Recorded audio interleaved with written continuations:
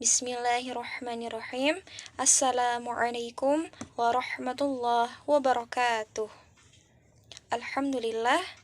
Alhamdulillahilladzi hadana wa an'am walladzi wa'ada man ata'ah bis-thawab fid daris salam walladzi qabila taubata man asah idza taba 'an irtikabil atham.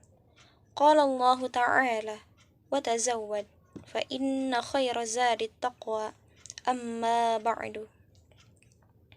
Perkenalkan, nama saya Israita Lailia Agustin dengan NIM 12020200075 dari kelas PAI 6C. Di sini saya akan melaksanakan ujian akhir semester pada mata kuliah Masail Fiqhiyah oleh dosen pengampu Bapak Hamdan Hambali MAG dan Bapak Dr. Fajar Farhan Hikam SSY MPDI. Baiklah, di sini saya akan membawakan sebuah permasalahan dalam fikih kontemporer, yaitu tentang hukum buket uang dalam Islam. Pembahasan yang pertama, definisi dari buket uang. Kita ketahui dulu apa arti dari buket. Dalam Kamus Besar Bahasa Indonesia, buket artinya rangkaian bunga.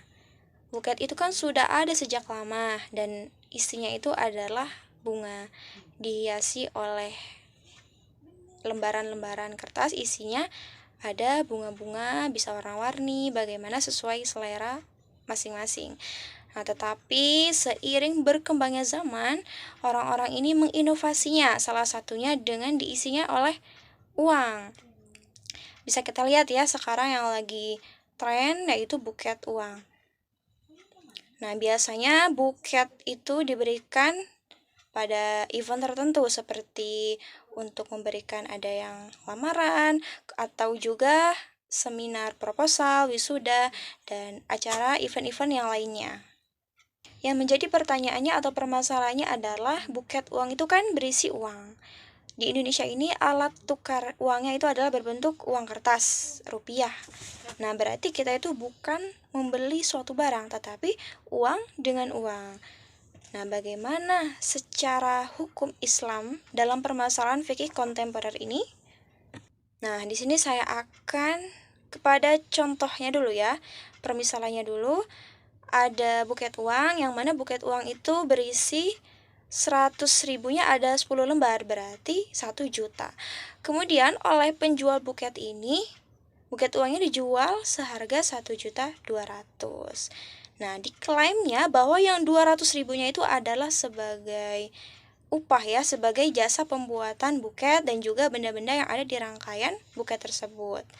Nah, secara hukum Islam ini tidak boleh karena ada kelebihan yang tadinya uang 1 juta menjadi 1.200.000. Kan ada kelebihan 200, walau diklaimnya itu kan sebagai upah atau dari benda-benda lainnya, tapi ini kan menjadi haram karena ada kelebihannya. Kenapa menjadi haram? Karena uang kalau di Indonesia itu kan sebutannya rupiah, kalau di Jepang yen, kemudian di Amerika Serikat dolar, di Saudi rial, itu kan dihukuminya adalah barang ribawi. Begitupun emas dan perak, atau di zaman Nabi Muhammad SAW disebutnya dalam bahasa Arabnya itu dinar adalah emas, kemudian dirham adalah perak. Itu hukumnya ribawi jika dalam pertukarannya itu tidak seimbang. Jadi bisa mengandung riba kalau tidak sama. Misalkan 100 ribu ya harus 100 ribu. Misalkan kalau dalam emasnya 1 gram harus 1 gram. Jika ada kelebihan salah satunya, maka itu menjadi riba atau disebutnya dengan riba fadl. Sebagaimana yang dijelaskan dalam kitab Al-Amwal Fid Daulah Al-Khilafiyah karya Abdul Qadim Zalum pada halaman 160-161. Hal ini dikarenakan karena uang kertas itu mempunyai fungsi yang sama dengan dinar dan dirham. Dinar dan dirham pada masa Nabi Muhammad SAW yaitu sebagai alat tukar uang dan juga sebagai untuk membeli suatu hal atau suatu benda dan untuk memberi upah berbagai jasa.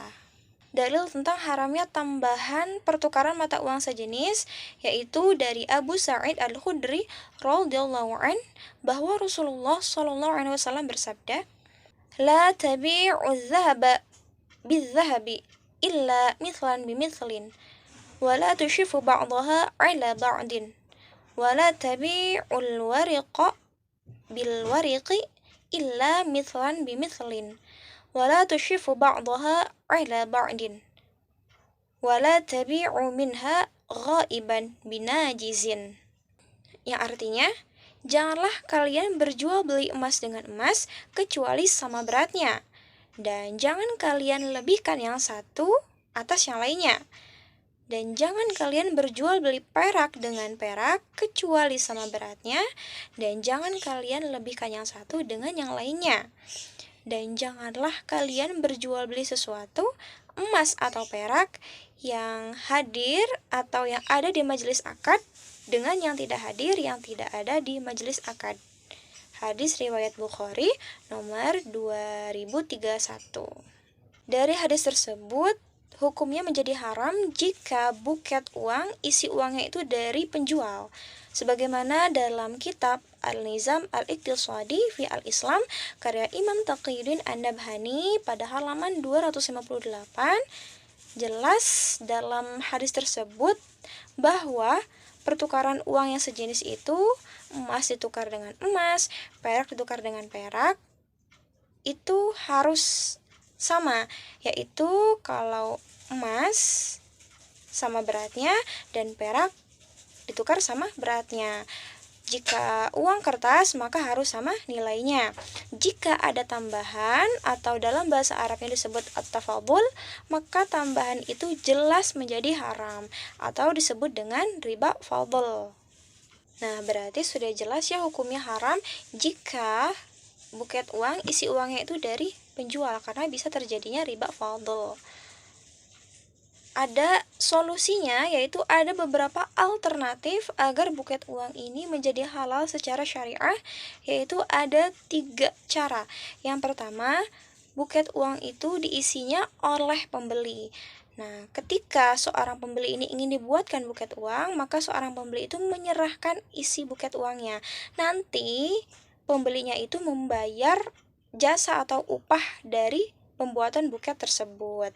Cara yang kedua, buket uang yang diperjualbelikan itu buket kosongan, yaitu seorang penjual ini membuat rangkaiannya saja. Jadi menjual rangkaian buketnya saja, nanti isinya itu biar diisi oleh pembelinya. Biasanya kalau buket uang berarti ada plastik kecil kosong-kosong ya di tengah-tengahnya itu. Cara yang ketiga, buket uang yang diperjualbelikan yaitu berisi uang mainan. Jadi uang mainan itu kan tidak berlaku ya jika dibelikan, misalkan kita punya uang mainan 100.000 dibeliin boneka, kan gak mungkin menerima toko itu. Nah, jadi kan uang mainan itu hanya mainan, jadi itu menjadi halal secara syariah. Bukan uang palsu ya, karena uang palsu dengan uang mainan beda. Kalau palsu itu kan berarti menyerupai uang sama persis, itu kan menipu. Kalau uang mainan itu kan hanya sebuah mainan saja. Alhamdulillah telah selesai pembahasan mengenai buket uang, yang mana buket uang ini adalah permasalahan baru atau dalam Islam disebutnya dengan fikih kontemporer. Saya memohon ampunan kepada Allah Subhanahu wa taala jika ada kesalahan atau kekeliruan dari saya. Dan saya mohon maaf kepada Bapak dosen pengampu, kepada penonton sekalian jika ada salah dari saya. Jika berkenan, boleh komen di bawah ini. Sekian, terima kasih. Jazakumullah khairan. Wassalamualaikum warahmatullahi wabarakatuh.